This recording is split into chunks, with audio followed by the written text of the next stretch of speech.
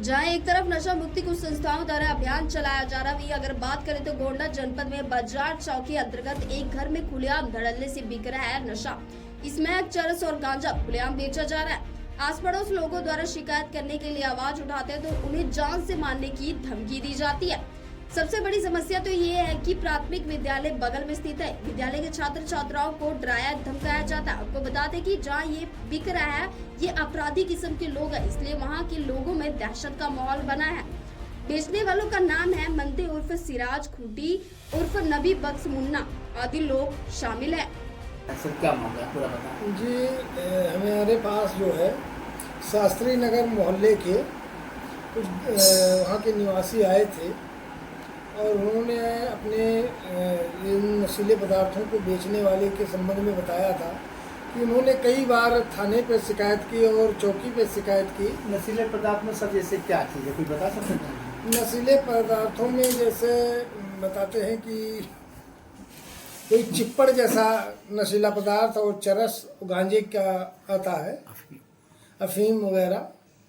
तो उस तरीके के पदार्थ जो हैं वहाँ पे रहने वाले एक हैं मंदे जी, मंदे उर्फ सिराज और खूटी उर्फ नबी बख्श, वह मुन्ना रैनी पुत्रगण बब्बू का मकान है। उन्हीं के मकान में ये बिक्री होती है।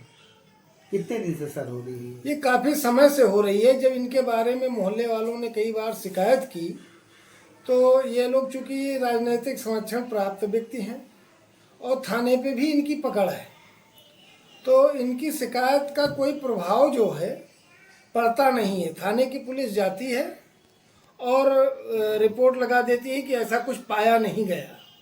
हमारे पास मोहल्ले के कुछ लोग आए थे इस संबंध में और उन्होंने अपनी वेदना बताई कि वहाँ पर प्राथमिक विद्यालय भी संचालित है उसी मकान के बगल में, और वो लोग नशीले पदार्थ बेच रहे हैं।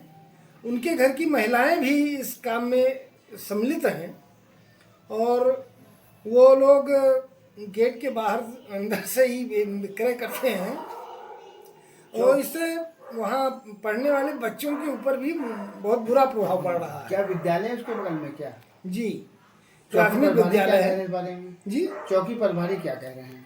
चौकी प्रभारी से इस संबंध में शिकायत की गई थी। उन्होंने कहा ऐसा कुछ यहाँ नहीं पाया गया। तो हमने एक IGRS के माध्यम से एक प्रार्थना पत्र दिया था उन मोहल्ले वासियों की तरफ से कि इस संबंध में जांच हो, और इस संबंध में हमने SP साहब को, DIG साहब को और थाने पे भी दरखास्त दिया था। सर योगी सरकार है, अब आप वरिष्ठ अधिवक्ता हैं और इस सरकार में रिव्यू ग्राउंड की रिपोर्ट बनती है, तो इस बारे में आप क्या कह रहे हैं? इतना खुलेआम लोग बेचे, किसका संरक्षण प्राप्त हो सकता है, कोई बता सकते हैं सर?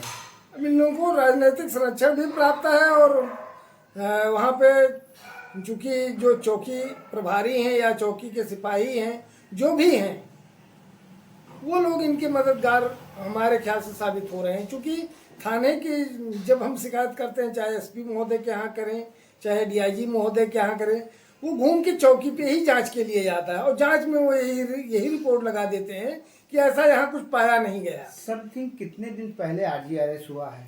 लगभग हम 1 से 1.5 महीने हो गया इस संबंध में शिकायत की हुई है हमें।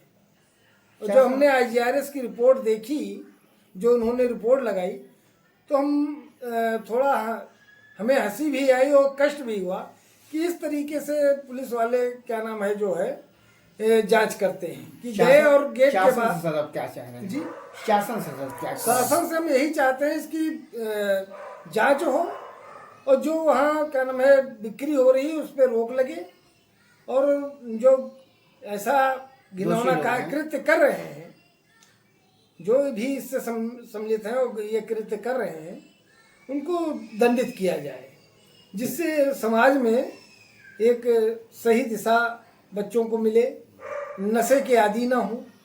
वहाँ के काफ़ी लोग नशे के आदी हो गए हैं उन लोगों की वजह से।